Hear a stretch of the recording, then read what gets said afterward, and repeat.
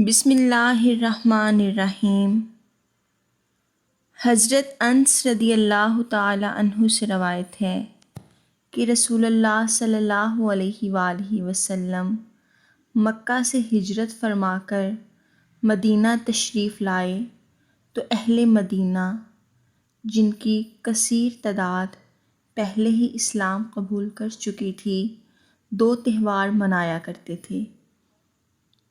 وہ لوگ ان دنوں میں کھیل کود اور تماشا کیا کرتے تھے۔ رسول اللہ صلی اللہ علیہ وآلہ وسلم نے ان سے دریافت کیا کہ یہ 2 دن جو تم مناتے ہو،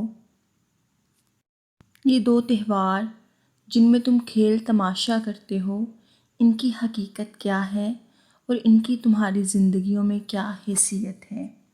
یعنی تمہارے ان تہوار کی اصلیت اور تاریخ کیا ہے؟ انہوں نے عرض کی، یا رسول اللہ، ہم زمانہ جاہلیت سے یعنی اسلام قبول کرنے سے قبل یہ تہوار اسی طرح منایا کرتے تھے، بس وہی رواج ہے جو اب تک چلا آ رہا ہے۔ ان کی بات سن کر رسول اللہ صلی اللہ علیہ وآلہ وسلم نے فرمایا کہ اللہ تعالیٰ نے تمہارے لیے ان 2 تہواروں کے بدلے ان سے بہتر 2 دن تمہارے لیے مقرر فرما دیے ہیں۔ اب وہی تمہارے لیے قومی مذہبی تہوار ہیں، یوم عید الاضحیٰ اور یوم عید الفطر۔ آپ سب تو جانتے ہیں کہ قوموں کے تہوار دراصل ان کے عقائد و تصورات اور ان کی تاریخ و روایت کے ترجمان اور ان کے قومی مزاج کا آئینہ دار ہوتے ہیں۔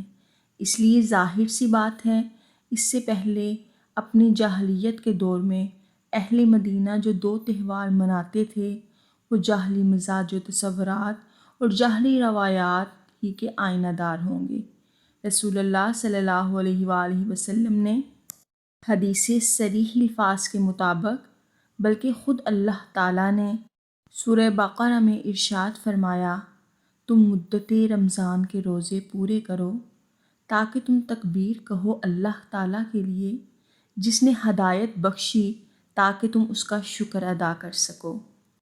اللہ رب العزت نے ان کے قدیم تہواروں کو ختم کر کے ان کی جگہ عید الفطر اور عید الاضحیٰ کے 2 تہوار اس امت کے لیے مقرر فرما دیے، جو اس کی توحیدی مزاج اور اصول حیات کے عین مطابق اور اس کی تاریخ و روایت اور عقائد و تصورات کی پوری طرح آئینہ دار ہیں۔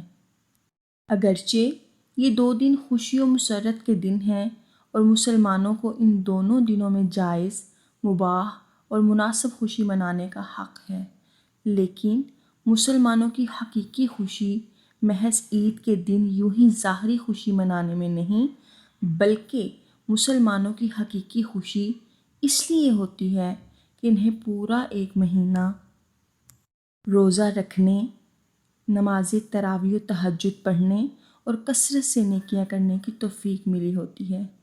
پھر مسلمان اس خوشی کا اظہار بھی نماز عید ادا کر کے، اللہ اکبر کی صدائیں بلند کر کے کرتا ہے۔ اگر ہم عید الفطر پر غور کریں تو معلوم ہوگا کہ اہم نیکیاں اور عبادات و اطاعت رب سے مربوط ہیں۔ رمضان المبارک کے دنوں میں روزے، رات کا قیام، تراویح و تہجد، صدقہ خیرات اور دوسری نیکیوں کا انجام دینا، یہ سب باتیں ہمیں اس حقیقت کا پتہ دیتی ہیں کہ مومن کی خوشی اطاعت و بندگی ہی میں ہے۔ کاش اگر مسلمان ان تہواروں کو صحیح طور پر اور رسول اللہ صلی اللہ علیہ وآلہ وسلم کی ہدایت و تعلیم کے مطابق منائیں تو اسلام کی روح اور اس کے پیغام کو سمجھنے کے لیے صرف یہ 2 تہوار ہی کافی ہو سکتے ہیں۔ عید الفطر کے مسنون طریقوں میں سے یہ بھی ہے کہ عید کی نماز سے پہلے غسل کرنا، مسواک کرنا، اچھے سے اچھا لباس جو میسر ہو اسے زیب تن کرنا، خوشبو لگانا، عیدگاہ جانے سے قبل طاق عدد میں کھجوریں کھانا، یعنی 3، 5 یا 7۔ اس کے علاوہ ایک سنت یہ بھی ہے کہ عیدگاہ جاتے وقت جو راستہ اختیار کرے واپسی پہ دوسرے راستے سے آئے۔ اس کی حکمت بہتر تو اللہ تعالیٰ ہی جانتا ہے۔ بظاہر یوں سمجھ میں آتا ہے کہ قیامت کے دن زمین کا ہر حصہ اپنے اوپر کیے گئے اعمال کی گواہی دے گا، اور نماز عید کی ادائیگی یقیناً بڑی فضیلت والا عمل ہے۔ اسی وجہ سے اپنے قدموں کو اللہ کی راہ میں خوب زیادہ استعمال کرے تاکہ اجر و ثواب میں بھی خوب اضافہ ہو۔ عید کے دن ایک دوسرے کو عید کی مبارکباد دینا، قبولیت اعمال کی دعا دینا مستحب ہے۔ عید کے دن روزہ رکھنا حرام ہے، اگر کوئی رکھ لے تو سخت گنہگار ہوگا۔ اس کے ساتھ ساتھ ایک سنت یہ بھی ہے کہ یتیموں، مسکینوں اور غرباء کو اپنے عید کی خوشیوں میں شامل کرنا۔ روایات میں ایک بہت ہی خوبصورت واقعہ ملتا ہے کہ سرکار دو عالم صلی اللہ علیہ وآلہ وسلم نماز عید کے لیے باہر نکلے۔ کچھ لڑکے کھیل رہے تھے، ان میں ایک لڑکا گوشے میں بیٹھا ہوا تھا اور زاروں قطار رو رہا تھا۔ اس کے بدن پر پرانے کپڑے تھے۔ رسول اللہ صلی اللہ علیہ وآلہ وسلم نے اس سے فرمایا، اے لڑکے، تم کیوں رو رہے ہو اور لڑکوں کے ساتھ کیوں نہیں کھیلتے؟ یہ سن کر اس لڑکے نے آپ سے کہا، جبکہ وہ نہیں جانتا تھا کہ آپ اللہ کے نبی حضرت محمد صلی اللہ علیہ وآلہ وسلم ہیں۔ کہنے لگا، آپ مجھے چھوڑ دیں، اس لیے کہ میرا باپ ایک غزوہ میں گیا، رسول اللہ صلی اللہ علیہ وآلہ وسلم کے ساتھ شریک تھا اور شہید ہو گیا۔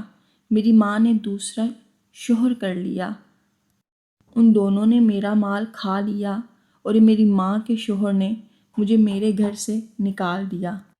میری ماں کے شوہر نے مجھے گھر سے نکال دیا اور اب میرے پاس نہ تو کھانا ہے، نہ پینا، اور نہ مجھے کپڑا میسر ہے، نہ گھر ہے جس میں میں رہ سکوں۔ جب میں نے ایسے لڑکوں کو دیکھا جن کے باپ زندہ تھے کہ وہ کھیل رہے ہیں اور ان کے جسم پر نئے کپڑے ہیں، تو میرے زخم تازہ ہو گئے، اسی وجہ سے رو رہا ہوں۔ سرکار دو عالم صلی اللہ علیہ وآلہ وسلم نے لڑکے کا ہاتھ پکڑا اور اس سے فرمایا، کیا تو اس بات پر راضی نہیں کہ میں تیرا باپ بنوں؟ عائشہ صدیقہ رضی اللہ تعالی عنہا تیری ماں اور فاطمہ رضی اللہ تعالی عنہا تیری بہن۔ لڑکے نے کہا کہ یا رسول اللہ صلی اللہ علیہ وآلہ وسلم، میں کیوں نہ راضی ہوں گا؟ اس کے بعد رسول اللہ صلی اللہ علیہ وآلہ وسلم اس لڑکے کو اپنے گھر لے گئے، اچھے کپڑے پہنائے، اس کو کھانا کھلایا اور خوشی دی۔ اس کے بعد وہ لڑکا خوشی سے دوڑتا ہوا لڑکوں کے پاس آیا۔ جب لڑکوں نے اسے دیکھا کہ ابھی تو یہ رو رہا تھا اور پرانے کپڑوں میں بیٹھا تھا، اب یہ نئے کپڑے پہن کر خوشی میں دوڑا کیوں آ رہا ہے؟ لڑکوں نے کہا کہ اب تم خوش کیوں ہو؟ اس لڑکے نے جواب دیا، پہلے میں بھوکا تھا، پریشان تھا، ننگا تھا، اب میرے بدن پر کپڑے ہیں، یتیم تھا، اب میرے رسول اللہ صلی اللہ علیہ وآلہ وسلم باپ ہیں۔ حضرت عائشہ صدیقہ رضی اللہ تعالی عنہا میری ماں اور فاطمہ رضی اللہ تعالی عنہا میری بہن اور علی کرم اللہ وجہ الکریم میرے چچا ہیں۔ جب لڑکوں نے یہ سنا تو بہت ہی رشک آیا، اللہ سے دعا کرنے لگے کہ مولا کاش ہم سب کے باپ اس غزوے میں مارے جاتے۔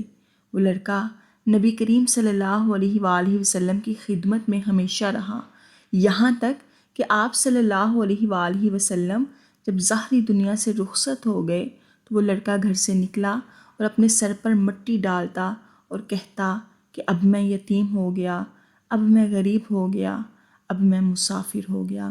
لہٰذا اپنی عید کی خوشیوں میں غرباء، مسکین اور یتیم لوگوں کو ہمیشہ یاد رکھیں